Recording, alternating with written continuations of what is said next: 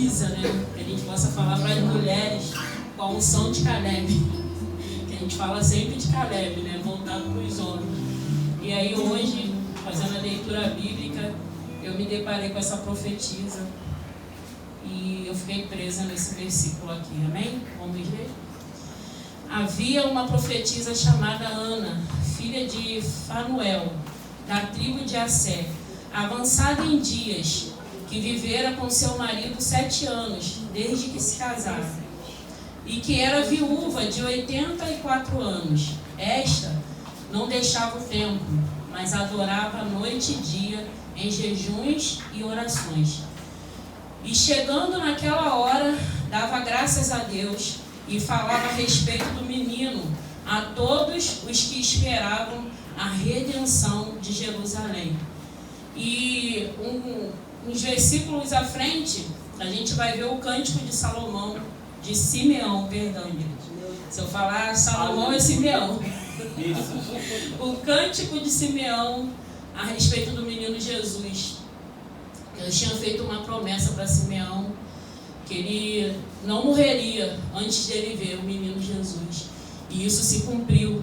E aí Simeão está ali fazendo esse cântico, chega essa profetisa que o cumprimenta com mais adoração, mais louvor pela vida do menino Jesus.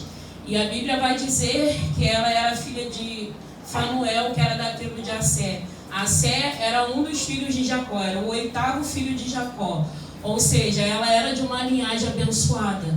E esse capítulo ele é muito abençoado, igreja. Amanhã, no devocional de vocês, quando vocês tiverem um tempinho para meditação, medita em Lucas 2. É um capítulo muito abençoado mesmo. E Assé era da tribo de Jacó, e Fanuel era seu pai. Fanuel quer dizer face de Deus.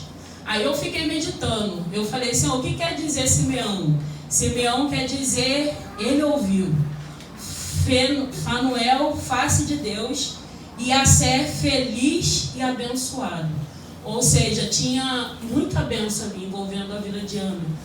E meditando, eu falei assim, tão idosa, né, 84 anos, não se casou mais, igreja. Ela viveu só 7 anos com seu esposo. E estudando a Bíblia, pelo costume dos judeus, eles se casavam muito cedo. E ela viveu só 7 anos, ou seja, vamos supor que ela casou com 20 anos. Ela só viveu até os 27 anos com seu esposo. E dali ela não casou mais. Ela foi viver com o Senhor no templo. E todos os dias ela buscava o Senhor em jejum e oração e adorava a Deus. E o que eles esperavam ali naquele tempo? A vinda do Messias, né? Então, pelo que eu li aqui, Jesus já tinha nascido. E quando ele fez 8 dias, foram apresentar ele ao templo como era de costume. Levaram Jesus para ser apresentado ao templo. Aí é essa parte que entra a parte de Simeão. Que aí Simeão pega ele no colo e adora a Deus. E aí ele fala para o Senhor que agora ele já podia despedir o teu servo em paz, segundo a tua palavra, porque os olhos deles já tinham visto a salvação ao qual preparaste diante de todos os povos. E ali entra Ana, adorando juntamente com Simeão, porque eu creio que quando ela ia orar, ela estava lá intercedendo pelo menino que viria para a redenção de Israel, enquanto havia um burburinho na cidade, que Herodes estava procurando o menino para matar. Então você imagina, né? Não era um cenário muito favorável naquele tempo ali para eles. Não era fácil, mas todos os dias ela estava ali orando, jejuando e adorando a Deus, esperando aquele que ia trazer a redenção. E o que a gente tem esperado nesse tempo? A redenção já foi feita, igreja. Ele pagou um alto preço pelos meus pecados e pelos seus pecados. Agora ele virá, ele vai voltar, mas vai ser com juízo. Então, como a gente tem andado e se apresentado diante desse Deus, ela tinha 84 anos e ela não se cansou. Eu fiquei imaginando o cenário, uma viúva que naquele tempo, quando ficava viúva, passava por grandes apertos, né? A Bíblia até diz, cuida das viúvas, dos órfãos e dos necessitados. ela não tinha nem filho. Eu fico imaginando como não sofreu essa Ana. Mas mesmo assim, todos os dias ela estava no templo, servindo em jejum, oração e adorando a Deus. E quais são as nossas faltas, as nossas necessidades que nos impedem ou tentam nos impedir de chegar nesse lugar e dar a Ele o devido louvor? E dar a Ele o que ele não necessita, mas nós necessitamos de chegar nesse lugar e dar para Ele o que é dele, né? De praxe, o verdadeiro louvor. E o que nos impede nesses dias? A gente não é viúva, a gente não passa o que aquele povo ali passava, porque era um costume de Israel, o costume de lá é um costume muito pesado, eu acho, né? Pela facilidade que a gente tem aqui no Brasil. E a gente às vezes desfalece no caminho, pela situação que a gente enfrenta, pela promessa que não chega, que não se cumpre. Eles tinham uma promessa, igreja, eles estavam aguardando. Eu creio e fiquei imaginando, entrei na Bíblia, eu falei, meu Deus, imagina ela lá, desde os 27 anos, agora eu vou viver para o meu Senhor, não tem mais marido? Então agora eu vou viver para o meu Senhor. E ali ela vai desenvolvendo a sua vida ministerial, a sua vida espiritual, e ela se torna uma profetisa, e ali ela encoraja o povo a continuar, a perseverar. Ele vem, não desista, ele vem. O seu filho morreu, mas não desista, eu também perdi meu filho. Ele vem, o Messias vai vir, ele vai voltar, vai vir a redenção para as nossas vidas. Israel era muito perseguido, igreja. Tinha uma promessa ao ponto deles matarem várias crianças, da idade de até 3 anos, se eu não me engano. Imagine isso. E a Bíblia fala que houve muitos ais por causa dessas mortes em Israel. E o Senhor se revela a José em sonho e fala, foge para o Egito. E ali ele tem que fugir para o Egito para guardar a vida de Jesus. E o tempo todo a gente vê a perseguição do inimigo das nossas almas para que não se cumprisse aquilo que já estava sendo determinado pelos céus, a redenção de Israel. E graças a Deus, igreja, graças a Deus, Israel não aceitou aquele Messias, porque talvez hoje a gente não teria essa oportunidade. E nós somos esse povo enxertado nessa árvore, nessa videira. A gente nem tinha direito, mas ele nos aceitou, porque a Bíblia fala que um povo que ele não conhecia, que ele nunca ouviu, o adorou, buscou a face dele. E esse povo, eu creio que somos cada um de nós. A gente não tinha direito, Deus já tinha escolhido um povo para ele.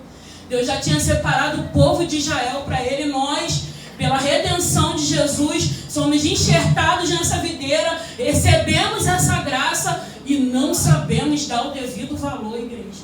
Vou falar 5.000 vezes se for necessário, todas as oportunidades que o Senhor me der. Se Ele falar, filha, fala isso, eu vou falar.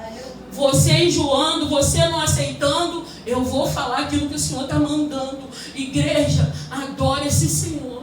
Entregue a sua vida a Ele, mesmo que não seja fácil, mesmo que sejam dias difíceis, mesmo que a perseguição venha, mesmo que a falta venha. Imagine ela ali, sozinha, sem o seu esposo, sendo debochada, sendo escarnecida, a viúva, todos os dias no templo, de dia, de noite. O que ela está fazendo lá? Será mesmo que ela está... Imagine as suposições, os falatórios, mas ela tinha uma convicção. Ela esperava uma redenção e ela pôde ter a oportunidade de ver face a face a redenção. Com 84 anos, ela estava lá firme, adorando a Deus, jejuando e orando. Que a gente possa estar firme até o dia da volta desse Senhor. Ele vem. Quando? Com quantos anos nós vamos estar? Não sabemos. Mas eu só quero estar firme, Senhor, na Tua presença. Eu só quero passar por essas portas com essa expectativa todos os dias. Eu quero acordar com o mesmo ânimo todos os dias. Senhor, são dias difíceis, mas eu sei que o Senhor vem. Eu sei que o Senhor vai vir buscar a Tua noiva. E como nós temos nos apresentado diante desse noivo. Como nós estamos chegando aqui com as nossas vestes. Vestes sujas, rasgadas, não importa. Você chegou? Glória a Deus. A palavra de Deus diz lá em Tito 2,14. Para mim, Paulo. Vamos ler junto, igreja, porque essa palavra ela é muito tremenda. 2:11 até o 14, Paulinho. Porque a graça salvadora de Deus se há manifestado a todos os homens, ensinando-nos que, renunciando à impiedade e à concupiscências mundanas, vivamos neste presente século, sóbria e justa e piamente, aguardando a bem-aventurada esperança e o aparecimento da glória do grande Deus e nosso Salvador Jesus Cristo, o qual se deu a si mesmo por nós, para nos remir de toda iniquidade, purificar para si um povo seu, especial, zeloso de boas obras, e que as nossas obras sejam bem vistas diante desse Senhor. Conhece um órfão? Ajuda ele. Conhece uma viúva? Prega para ela.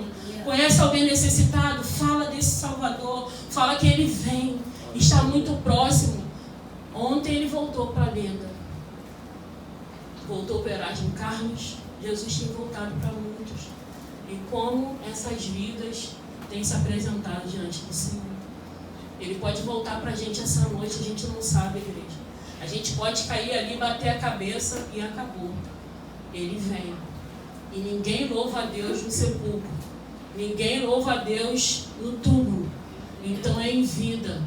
É em vida que a gente tem que negar as concupiscências da carne, a imundícia desse mundo. A gente não tem que pertencer a um sistema. Você foi escolhido para pertencer a um Senhor. E é a Ele, é com Ele que você tem que ter compromisso. É com Ele que tem que ser a sua negociação. É com Jesus. E aí a gente acorda de manhã, às vezes não está um dia bom. E aí a gente não quer ler a palavra, a gente não quer orar, a gente não quer jejuar. Como se fosse pra gente, né? Para quem que a gente jejua? Para quem que a gente ora? Para quem a gente canta? Para quem a gente levanta as nossas mãos? É para o nosso ego ou é para o Senhor Jesus? Outro dia eu estava conversando com a Sara, ela falou... A gente estava falando sobre louvor, que às vezes tem louvor que alimenta o nosso egocentrismo, né? Da gente ser egoísta, da gente achar que tudo é só pra gente e a gente esquece de dar a esse Deus o devido louvor. Eu tenho feito o meu devocional com um louvor que eu amo muito. Toda vez que a Thaís vem aqui, ela gosta de louvar Ele antes do sol nascer. Eu quero entrar na sua presença. Quero falar de Ti, quero reconhecer os meus erros, quero Te pedir perdão. Antes do sol nascer, eu quero lembrar do Seu sacrifício, do amor que o fez morrer, do amor que o faz viver e reinar. Quem tem reinado na sua vida? Nos seus dias difíceis, é a sua dor, é a sua falta. O que é a igreja? Coloca o Senhor no centro.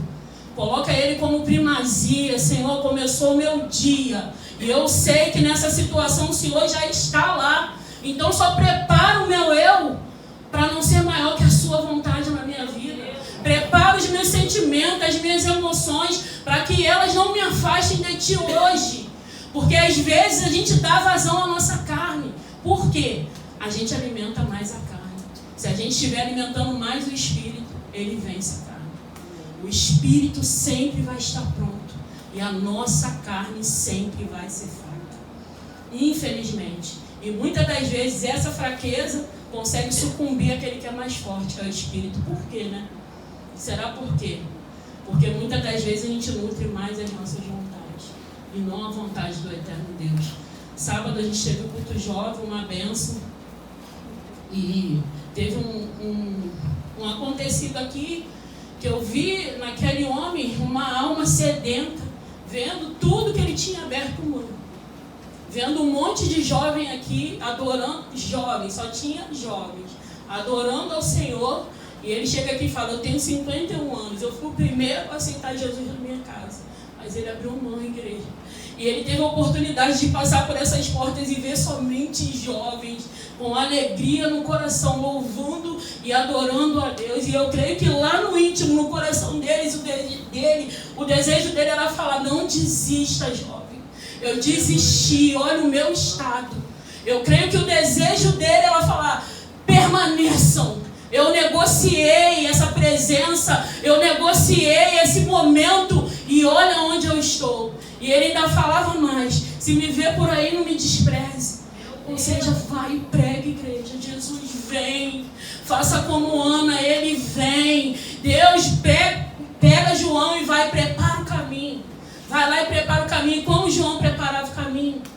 Se arrependa, raça de víboras. E hoje, se a gente falar, você está pecando, a gente perde um amigo. De repente, nem era amigo, né? Então, igreja, a gente tem que ver quais são os conceitos que a gente tem tido de verdade dessa palavra. Será que essa palavra verdadeiramente tem surtido efeito na nossa vida, ao ponto da gente ir avante e falar: se arrependa. Olha, ele vem. Olha, vamos orar mais um pouquinho, vamos jejuar mais um pouquinho, porque ele vem buscar uma noiva. A Bíblia fala das nécias, das 10 virgens, 5 nécias e 5 prudentes. Esteja lá no cálculo das prudentes. Seja prudente. Seja prudente, que possa ter azeite na tua vida, que possa ter azeite nas nossas mãos para curar as feridas. A gente louva aqui o bom samaritano, mas na hora da gente exercer a gente não sabe. Parece que a gente tem que cantar e repetir esse louvor até ele se entranhar nas nossas entranhas, para que quando isso acontecer a gente verdadeiramente possa ser aquele bom samaritano, estender a mão, ter azeite para a ferida, ter tempo para parar e olhar o outro, mesmo às vezes a gente estando todo arrebentado. Mas se eu vou parar aqui um pouquinho, porque tem alguém pior do que eu te ajudo, eu te dou uma mão. Igreja, nos ajuda, Deus, nos ajuda, Espírito Santo, nos ajuda. Davi foi esperto, e eu mexendo com o Lucas ali, ele escolheu pregar sobre Davi e Lucas. Olha, igreja, Davi e Lucas. Davi e Jonatas. Eu vou falar Lucas é Jonathan. Davi e Jonathan. Jonathan escolheu ser amigo de Davi, porque Jonathan entendeu o que estava sobre a vida de Davi. Ele tinha um pai, ele teve o seu pai, ele não foi desobediente, mas ele entendeu aquilo que estava sobre Davi. E ali ele consegue instruir Davi a fugir da perseguição do seu pai. Entenda, igreja, tem um povo sendo perseguido aqui fora. Tem pessoas sendo perseguidas dentro da igreja, porque tudo que o diabo quer é conseguir tirar as pessoas de fora. Seja você essa lama. Ore, jejue, fale, ele vem. Não desista, ele vem. Não fuja, ele vem. Permaneça no templo, ele vem. Ele vem buscar a tua noiva. E eu quero morar no céu com ele. Eu quero, quando ele voltar, eu me encontre no ajuste dele, para mim não perder essa oportunidade. Se fala muitas coisas, que o mundo está sendo preparado, todo mundo preocupado com o anticristo, e a gente tem que se preocupar com o nosso coração, com a nossa alma. Ela é a única. Muitos aqui nem vão ver o anticristo, mas aí ficam lá focados no anticristo. Se preocupa com a tua alma, igreja. Ela é o que de mais precioso Deus nos confiou. E se a sua alma estiver entranhada nesse espírito, nessa palavra, querendo buscar a face dele, jejum, oração, palavra, buscar a face dele, isso a gente só tem intimidade quando a gente entende isso. Eu preciso virar fanático, não é fanatismo, igreja. É buscar essa intimidade, é querer estar nesse jardim. Eu amo essa passagem, e toda vez que ele vier na variação do dia, te encontrar lá. E quando ele chamar o teu nome, você se apresentar para ele, não se esconde, mas falar: eis-me aqui, Senhor, tipo Samuel. Samuel ainda não entendia quando ele chamava, né? Aí ia lá: oi, Senhor, o Senhor me chamou? Não, não te chamei não, Samuel. Ele cego já, espiritualmente. E aí Deus chama de novo: oi, Senhor. Não, Samuel, não te chamei. Quando ele entende, ele fala: Samuel, se você ouvir de novo, fala: eis-me aqui, Senhor. E aí Deus vem de novo: Samuel. E aí ele levanta: eis-me aqui, uma criança. Queira ser como criança diante dessa presença, igreja. Queira ser como criança, não queira crescer não. Fala assim: eu quero ficar pequenininho, dependendo de ti, totalmente dependente de ti. Às vezes a gente quer crescer e sair fazendo tudo do nosso jeito. Não vai ser do nosso jeito, vai ser como ele quer, vai ser como ele tem preparado. Então queira nessa noite ser como essa uma profetisa, que ficou ali desde que o seu esposo morreu. Só viveu 7 anos com o esposo. E até os 84 anos, a vida dela foi se gastar para servir esse Senhor. Orar e interceder pelo dia da chegada desse menino que seria a redenção. E aí Jesus é apresentado no templo, o tempo passa, Jesus é feita a circuncisão de Jesus. Jesus é levado para Nazaré, depois Jesus retorna e a Bíblia vai falar que Jesus crescia em estatura e graça. E o menino crescia em estatura e graça. E esse tem que ser o desejo do nosso coração. Pai, como Caleb eu quero crescer em estatura e graça. Como Ana eu quero crescer em estatura e graça diante da Tua presença. Porque mais uma vez Ele vai vir. Mas dessa vez não vai ser mais para tirar o pecado do mundo, vai ser para levar a tua igreja. E queira você fazer parte desse lindo coral. A Bíblia diz que quando eles chegam ali, vem uma milícia de anjos. Eles podem ouvir a multidão daqueles anjos louvando.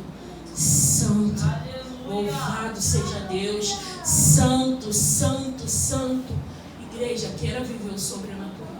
Peça ao Senhor, abre os meus olhos espirituais para eu passar e sentir a Tua presença, o Teu toque e conseguir chamar a Tua atenção para a minha vida e conseguir te sentir, me tocar, me envolver nessa esfera de adoração. Deus habita em meio aos louvores. Coloca louvor na tua casa, coloca louvor no fone, no celular, vai para a escola louvando, volta louvando, vai jogar louvando, se esconde em Deus, igreja.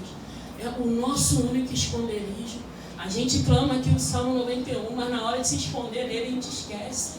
E aí a gente se desnuda para o pecado. Senhor, me esconda em Ti. Todos os dias eu sou sugestionado, mas me esconda na Tua presença. Me esconda debaixo das Suas asas. Me revista, Senhor, de unção para mim entrar pelo Seu templo, querer estar dia e noite diante da Tua presença. Josué, não se desvia nem para a esquerda nem para a direita. Medita na minha lei de dia e de noite. Não deu de dia? Vai de noite. Não deu à noite? Vai de madrugada. Tem hora que a gente tem que... Lázaro, o Lucas às vezes posta muito esse vídeo.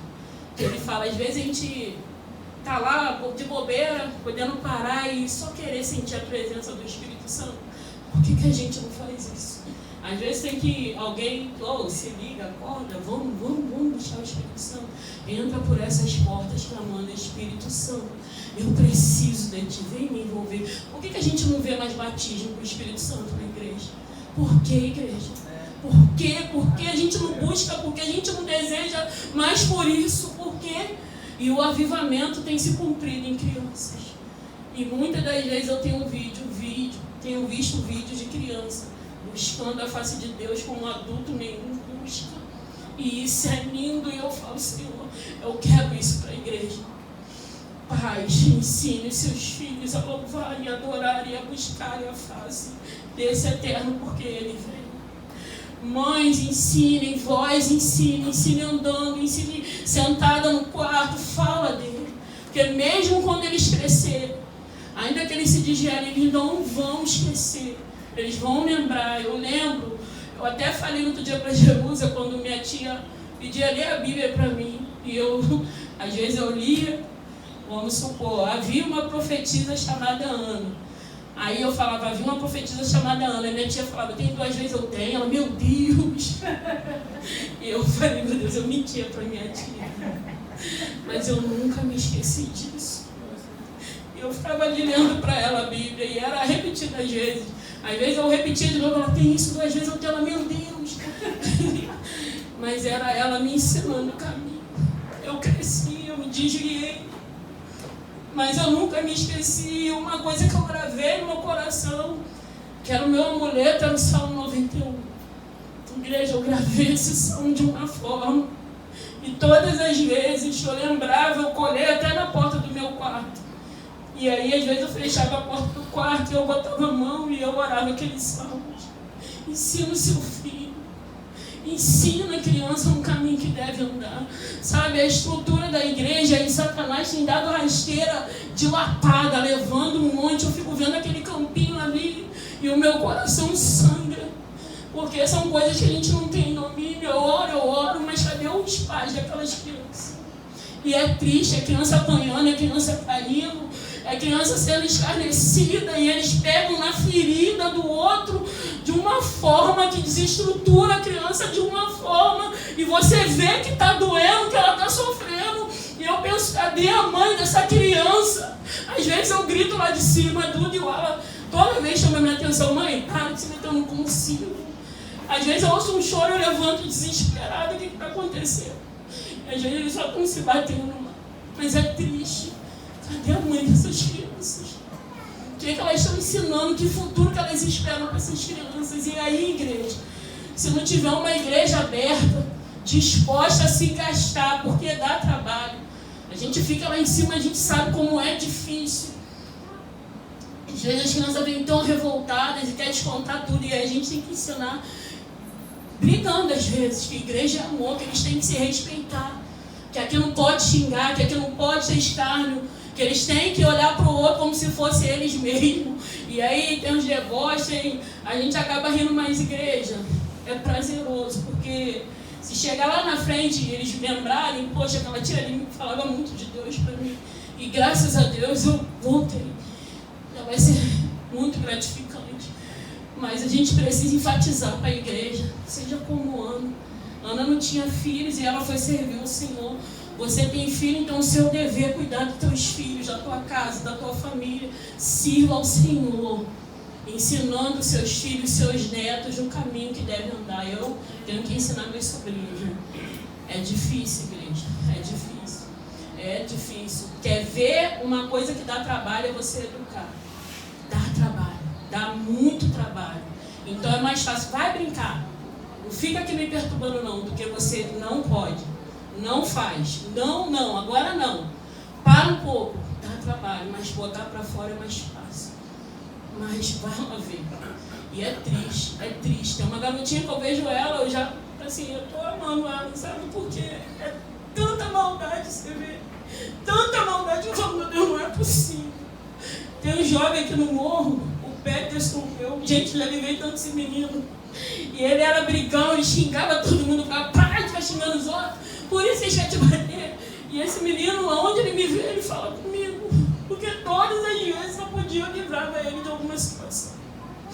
Sabe, igreja, seja um profeta na terra, livra uma criança frita pelo meio do caminho, você vai estar fazendo a obra.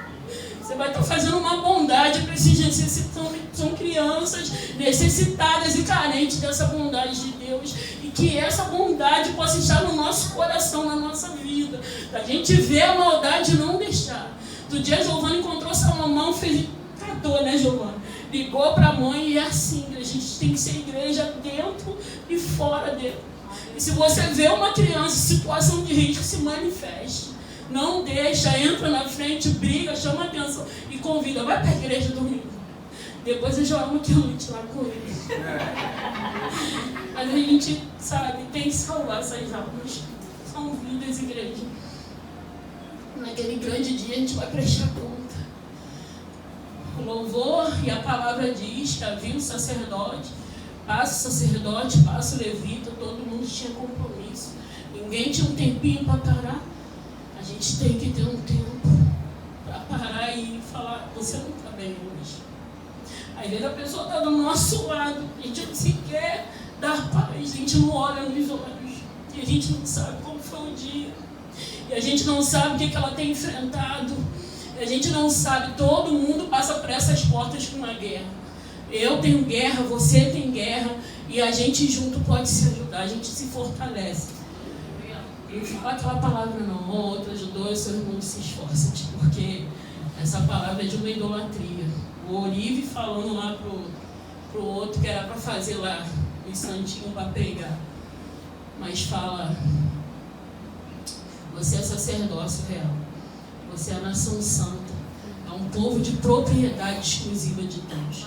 Deixa eu te ajudar. Ora, não sabe orar um Pai Nosso, abre a Bíblia, lê o Salmo 91, às vezes a gente pensa que orar e não. Orar é você ser sincero diante de Deus. Senhor, que minha amiga, ela está triste hoje, eu não posso fazer nada por ela, mas eu sei que o Senhor pode envolver ela com o teu amor e sarar o coração dela nessa noite. Cuida dela, Pai. Faz o que eu não posso fazer. É só isso. Deus só quer um coração sincero diante dele. Essas são as palavras sinceras, não é palavra bonita, não. Deus não está preocupado com o timbre da voz quando muda, né? É só Jesus quando chega diante de Deus. E a sinceridade a gente não vê. Deus só quer sinceridade. E o evangelho é tão simples, a gente complica tudo. E a gente deslumbra coisas que Deus nunca falou. Jesus chegava ali, era uma multidão. Jesus falava a palavra. Quem queria seguir, quem não queria ir embora. E ponto. E ponto. É simplicidade. Jesus era tão simples. E o que a gente pensa? Não sei. Jesus, meu Deus, o que a gente está pensando do evangelho? Ana servia a Deus, indo todos os dias ao templo, orar, jejuar e adorar. E ela foi lembrada aqui nessa palavra. Pouco se fala dessa profetisa, mas ela está registrada aqui, porque ela foi alguém especial para Deus. E que você possa ficar marcado pelo Espírito Santo, sendo alguém especial nessa terra, se importando com a dor de alguém. Hoje a Patrícia não está aqui. A mãe dela foi levada para o hospital. Tem vidas que não chegou aqui hoje. A Neia não consegue chegar mais. São guerras, igreja, que às vezes só Deus sabe.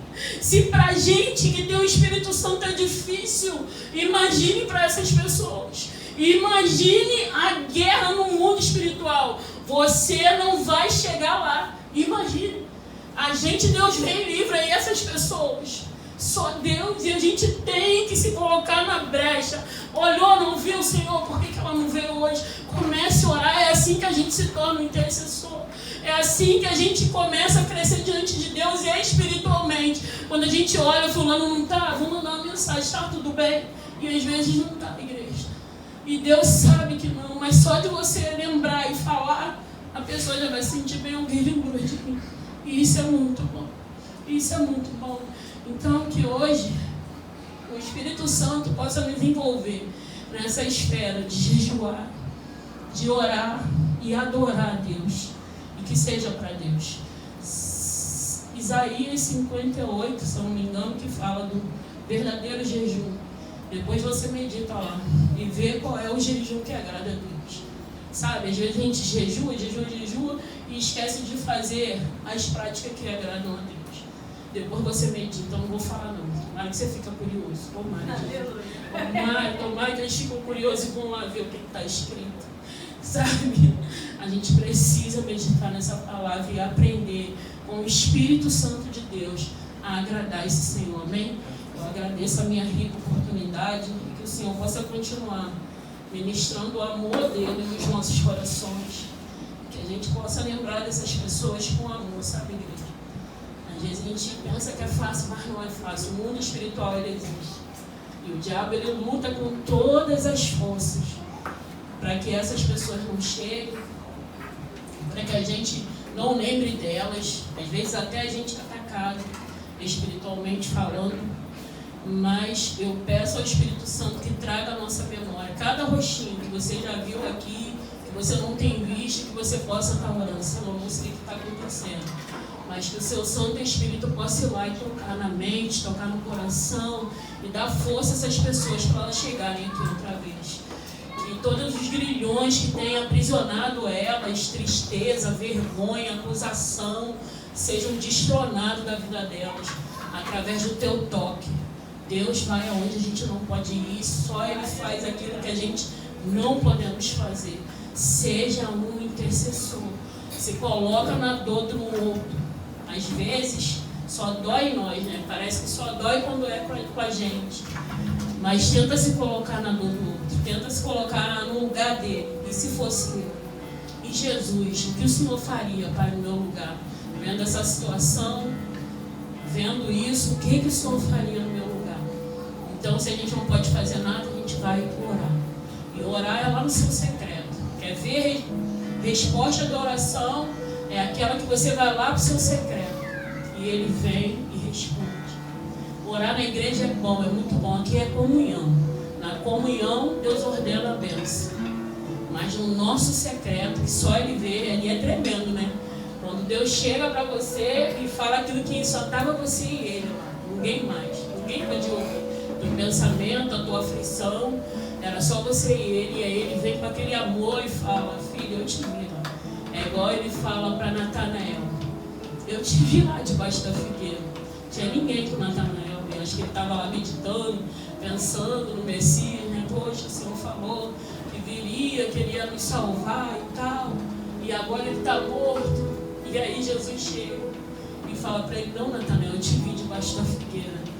E aí ele se assusta. Aí ele fala: porque eu te vi debaixo da figueira, agora tu crê? E aí, igreja, é isso que Deus faz com a gente. Tira a nossa incredulidade. Às vezes a gente chega muito incrédulo nesse lugar, sabe? E alegra, e nos dá ânimo, e nos dá força para romper os nossos medos, os desafios, as nossas faltas e chegar nesse lugar da adoração. E é muito bom quando a gente passa por essas portas e consegue adorar esse Senhor, mesmo na dor. Tá doendo? Louve e chore, Deus. Uma lágrima para Deus, a gente aprendeu louvando que é uma frase. E Deus sabe interpretar. Chora, esquece quem está do seu lado. Se tiver que rasgar seu coração, rasga. Abra seu coração e seja sincera diante desse Deus. Aí entra seca, sai seca, porque não conseguiu ligar esse canal, sabe? De falar com Ele, de ouvir a voz dEle, meus louvores. Esquece quem está do seu lado. Passa por essas portas desejosas de ser tocada pelo Espírito Santo e de sair daqui não da mesma maneira, mas diferente. Tipo Gadita, né, isso? Aleluia. Com a unção de Gadita. Sua face vai ficar diferente. É assim que vocês vêm terça-feira, né? Tudo igual gatinho, aí quando sai tudo igual leão. Tudo forte. Senhor, agora eu estou forte. O Senhor me revestiu de uma nova armadura, uma nova vestidura. Lavou eu de novo. Combateu o dia mal, mas escondida nele. Amém? Aleluia. Mais uma vez nesse lugar.